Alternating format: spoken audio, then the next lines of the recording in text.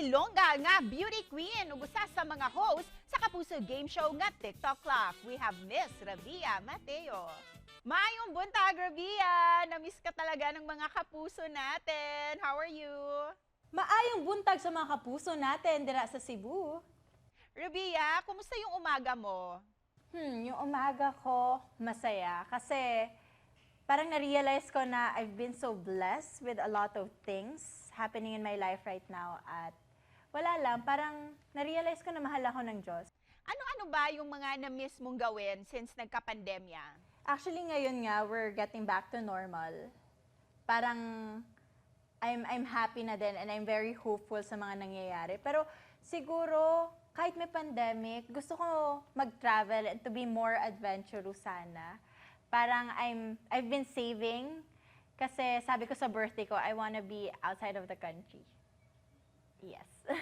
And now that you're part of the Kapuso Countdown variety show na TikTok Clock, what made you say yes to this project, Ravia? I've always wanted to do hosting talaga kasi parang gusto ko ma-express yung sarili ko. Not in a stiff way, not in a beauty pageant way, pero this time, in my most human form. Pwede makipagkulitan sa mga host, makipagbardagulan sa mga audience. Kaya sabi ko, magandang show to para mapakita ko sa tao kung sino ba talaga yung totoong Ravia. For you, what makes TikTok Clock more special? At bakit kailangan itong panoorin ng mga kapuso natin araw-araw? Yun nga, kasi yung TikTok Clock, nasa pangalan niya na Make Clock, everything is timed. Actually, kung titignan nyo yung show namin, it's very short, pero wala kaming sinasayang na minuto para pasayahin yung mga tiktropa natin, mga kapusong nanonood po sa amin.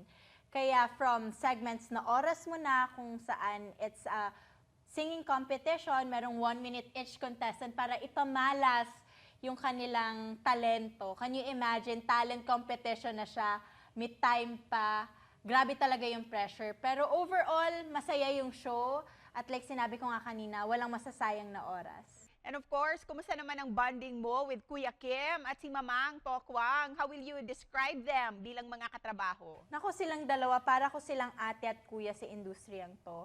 Never nila pinafeel sa akin na baguhan pa lang ako, na mas maraming silang alam. Pero more of, naging mentor ko sila. At hanggang ngayon, parang hindi lang about hosting, kundi kung paano na din i-handle yung totoong buhay. Kaya I'm very happy na kasama ko sila kasi sobrang dami ko talagang natutunan mula sa kanila. And with that, imbitahan mo na, Ravia, ang mga kapuso natin to keep on watching TikTok Clock. Sa mga kapuso po natin dyan, maraming salamat po sa init ng suporta na binigay niyo po sa aming show na TikTok Clock.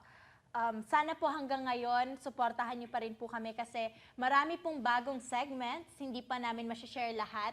Maayong buntag sa mga kapuso natin dyan sa Cebu. Iniimbitahan ko po kayong patuloy na manood ng TikTok Clock. Damo gid nga salamat, Ravia. Have a great day. Maraming salamat po.